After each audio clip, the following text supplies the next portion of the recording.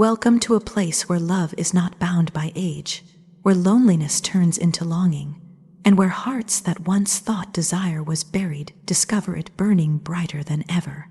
Here, silence is broken by glances that linger, by touches that awaken, by kisses that feel like the first breath of life after years of holding it in.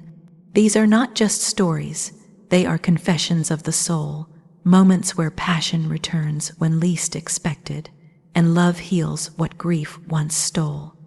Each word you hear is alive with tenderness, fire, and truth. You'll feel the emptiness of nights that seemed endless, the spark that comes without warning, the awakening of desire that shakes the soul, and the unshakable truth that passion knows no age. If you have ever believed love was over, these stories will remind you it is never too late. The nights stretched endlessly, not because the world had changed, but because it had grown unbearably quiet. Every corner of the house felt heavier than it used to. The chair by the window still stood where it always had. The lamp still gave its soft glow, yet something essential had gone missing. The silence pressed down harder than grief itself, a silence that seemed to mock every heartbeat. It was as if time had slowed, dragging each second until it became another weight tied to the soul. There were moments when the sound of footsteps was imagined, when the rustle of a page or the faint hum of a voice played tricks on tired ears. But the house remained still, no matter how much the heart begged for a break in the emptiness. It wasn't just loneliness. Loneliness was when someone was away but still reachable. This was different. This was finality echoing in walls that once knew laughter, words, warmth, and love. The heart still beat, stubbornly carrying on, but it felt mechanical, as if it existed only out of habit. Each thud seemed to remind that it was alone, that it pulsed only for itself now. Nights had once meant warmth, closeness, bodies tangled in the safety of familiarity. Now they were cold expanses where the body had forgotten what it meant to be desired. The memory of touch became distant, so far removed it was almost like a dream from another life. Lying in bed brought no rest. Instead, it was a cruel reminder of what was gone. The sheets were empty, the pillow beside untouched. Some nights the body shifted, reaching instinctively toward the space that was no longer filled, and every time the hand returned with nothing but cold linen. There was an ache in that absence, one that went deeper than skin. It was the kind of ache that burrowed into bones, into the very soul, until it convinced the mind that desire had been buried with love itself. Friends tried to console with words, with phrases meant to comfort. Time heals. You'll feel alive again. But those words bounced off the emptiness like stones thrown into the ocean. They sank, leaving no ripple. Healing seemed like a myth, something written for others, not for this hollow shell of life. There was no hunger anymore, not for food, not for touch, not for passion. The body moved through days like a shadow, functioning out of duty, not desire. Meals were tasteless, conversations were shallow, and laughter, when forced, sounded foreign, like it belonged to someone else.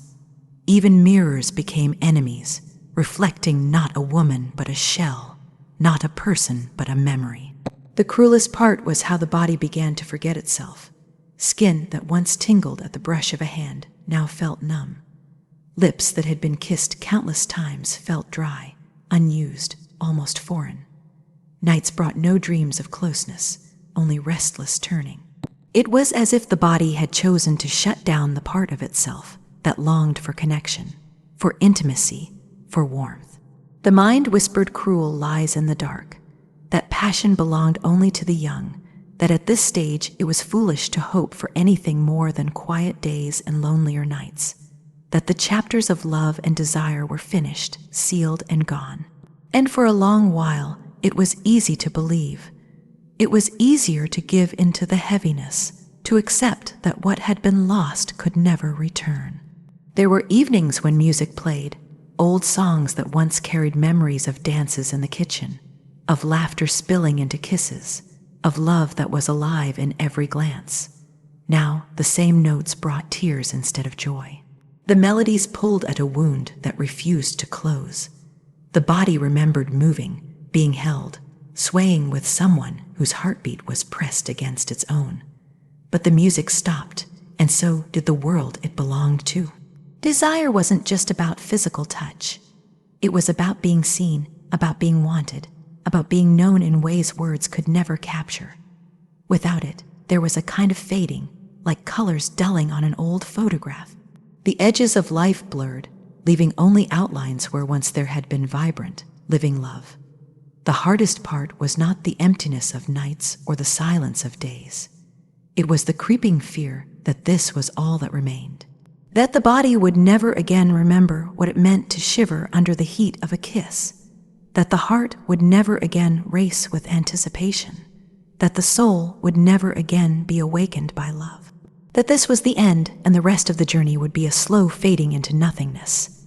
And yet, deep inside, buried under layers of grief and silence, there was a small flicker, faint but stubborn, a whisper that refused to die completely. It said that even though everything seemed numb, the heart still beat for something more than emptiness, that maybe, just maybe, desire was not truly gone but waiting, hidden, like a seed under the soil, waiting for light. For now, though, the nights remained long, the silence heavy, and the emptiness sharp. The body carried on, but without passion, without warmth, without touch. Life felt less like living and more like surviving. What made it cruel was the knowing of what it once felt like to be loved so deeply that the world disappeared.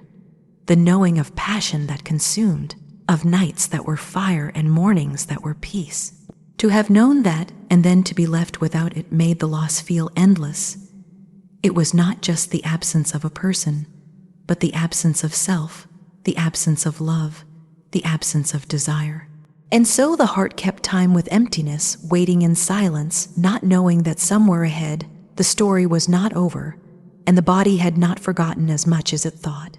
It happened so quietly that it almost felt accidental, the kind of moment so small that it could have been dismissed if not for the way it lingered afterward. A glance, nothing more than eyes meeting for longer than they should.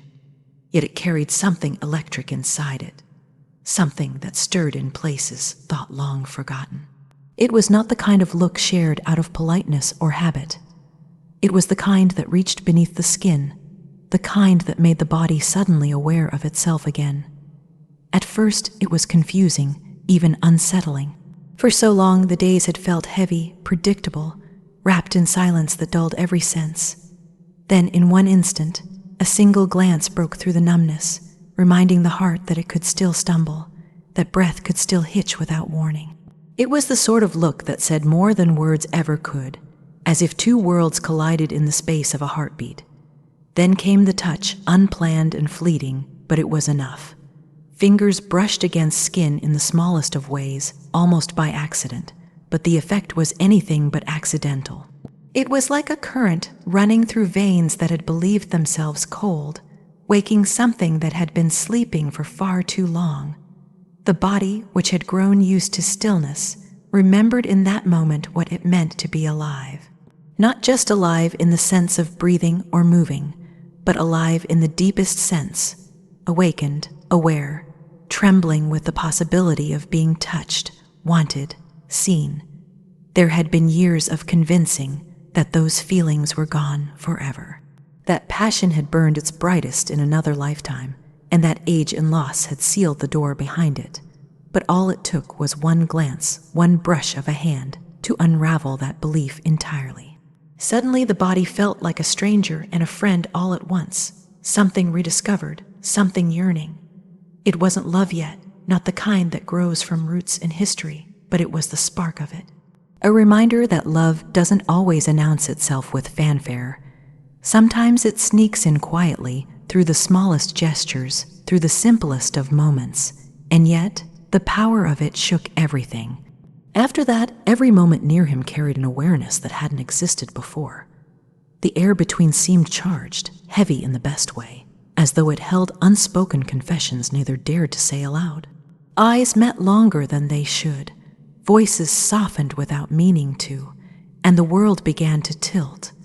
There was a sweetness in the anticipation, a tension that made every interaction pulse with something alive. For someone who thought desire had long been buried, it was overwhelming to feel it stirring again. The mind tried to argue, to remind that such feelings had no place at this stage of life, but the body betrayed those thoughts. The body leaned toward warmth, lingered in conversation, waited for the possibility of touch. The kiss had not yet happened, but the world already felt altered by the possibility of it. Lips tingled at the thought, breath caught at the memory of his hand brushing past. It was strange, almost frightening, to realize that passion was not dead, but waiting all along, like a fire beneath ash. All it had needed was the right spark, and suddenly the flames threatened to rise. There was guilt, too, buried beneath the waves of awakening. Guilt for wanting again, for feeling a hunger that seemed misplaced after so many years of silence.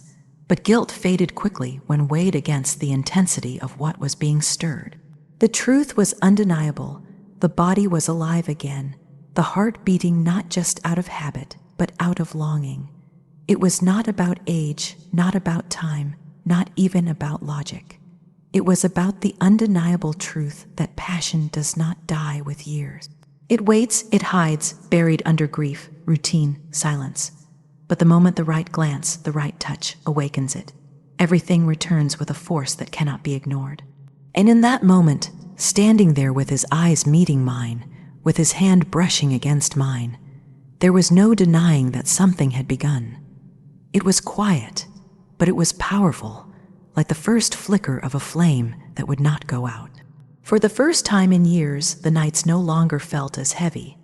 The silence did not cut as sharply.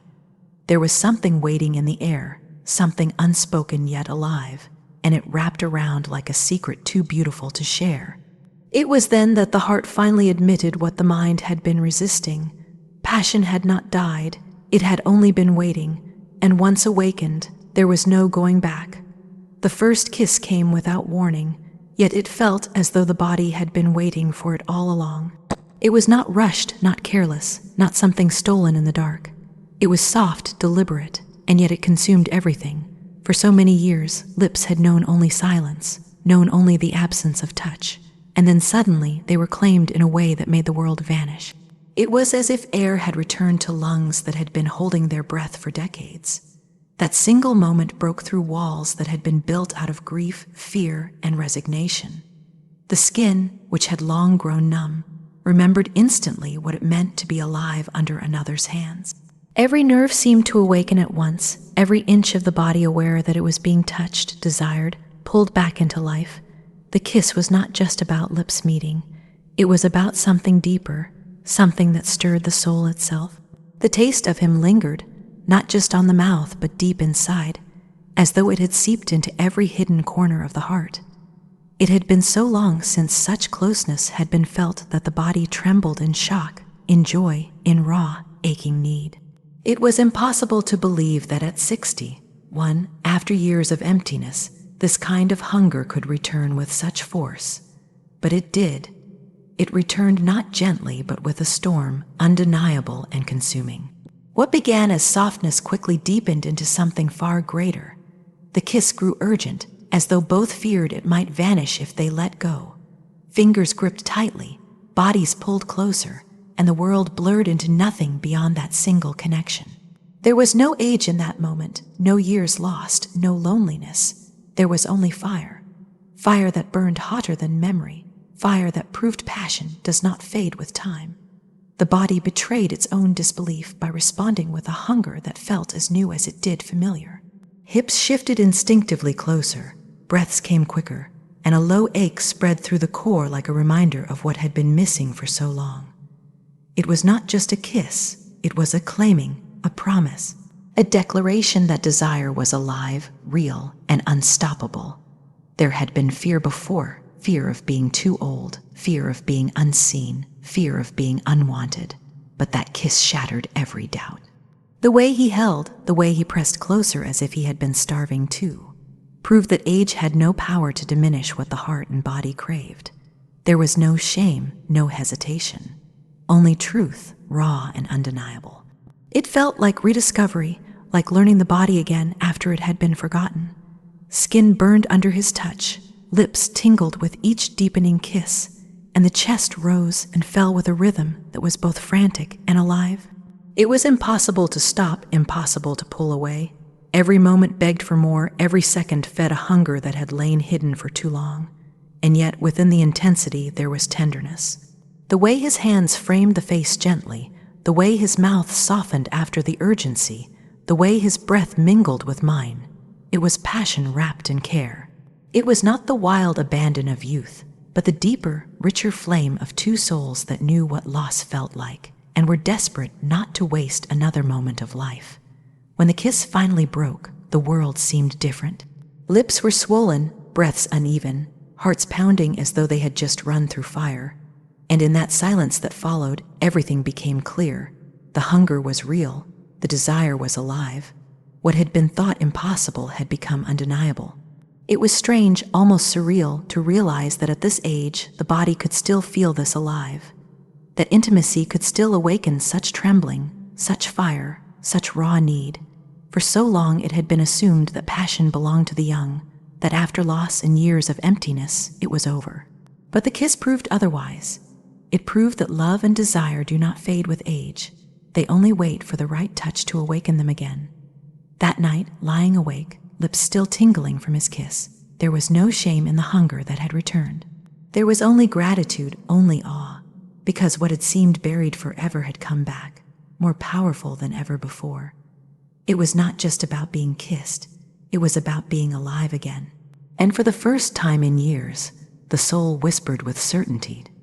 Desire had never died, it had only been waiting. It is easy to believe that passion belongs only to the young, that once years settle into the body and the skin carries its history, desire somehow fades. For so long, that lie seemed true. It was easier to accept that the chapters of fire and hunger had already been written, sealed in another lifetime. But then love appeared in the most unexpected way, and every belief unraveled. Passion was not gone. It had only been waiting for the right collision, the right soul, the right touch. There was no warning. The connection grew quietly, slowly, weaving itself into ordinary moments. At first, it was in the way conversation flowed, natural and unforced, like water finding its own path. Then it was in the way silence between two bodies felt alive instead of empty. Every glance carried something unspoken. Every touch, no matter how small, lingered like a secret too powerful to ignore. The world outside might have seen nothing remarkable. Two people sharing space, words, and time. But inside, everything was shifting. The heart began to beat differently, not out of habit, but out of longing. The body leaned toward warmth instinctively, drawn as if pulled by gravity itself. It wasn't about years, it wasn't about numbers. It was about depth, the depth of being understood, the depth of being seen. When lips finally met, the truth became undeniable. Passion did not fade with age, it deepened. The kiss was fire, yes, but it was also tenderness, carrying the weight of all that had been lost and all that was still possible. It was hunger softened by care, urgency tempered with devotion. The body trembled, not because it was unfamiliar, but because it was rediscovering itself, remembering what had been thought impossible. The nights that followed proved again and again that love has no boundary. The way his hands moved across skin was not hurried, not careless, but reverent, as though every curve and line was sacred. Each touch whispered, "You are alive, you are desired, you are mine." It was more than sex, it was communion. A binding of two souls through bodies that spoke in language deeper than words. Age did not weaken desire. In truth, it made it stronger. With years came awareness, patience, and appreciation of every sigh, every shiver, every surrender. There was no rush, no fear of time, only the presence of now. The kind of passion that did not burn out quickly but stretched into something endless.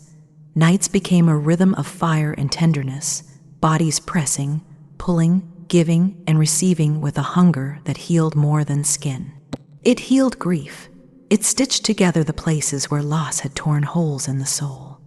There were moments in the dark when tears mixed with kisses, when the weight of years of silence poured out in the release of being wanted again. To be held like that, to be kissed until breath failed, to be entered not just with body but with love. It was more than desire. It was restoration. It was being given back to life. The mornings after carried a piece that had been missing for so long. Waking tangled in warmth, with skin still glowing from the night before, the world felt lighter. Age had not stolen the ability to feel. It had only deepened the gratitude when feeling returned. Every embrace was more than pleasure. It was proof that life was not over, that love could be reborn even when it seemed too late. And it was not just the body that was awakened. The soul, long quiet under the weight of grief, began to sing again. To look into his eyes and see not pity, not duty, but pure desire was to feel alive in the truest sense. That kind of love was not fragile. It was unbreakable because it was forged in the fire of everything that had already been endured. It became clear that passion is not bound by years but freed by them. Freed from pretense, freed from games, freed from shallow connection. What remained was raw, pure, undeniable love. Love that carried desire within it. Desire that carried healing within it. And so the story became one of rediscovery, of a love that defied expectation, of passion that belonged not to youth, but to souls brave enough to surrender. Because when two hearts collide, nothing else matters. Not age, not years, not time itself. There is only the depth of connection, the whispers between bodies, and the love that grows strong enough to heal what grief had once stolen. Thank you for sharing this moment of love and truth. If these words touched your heart, if you felt the spark, the awakening, and the reminder that passion has no age, then stay with us. Subscribe, like, and let these stories remind you again and again that desire never dies. It only waits to be found. Until the next story, carry love with you.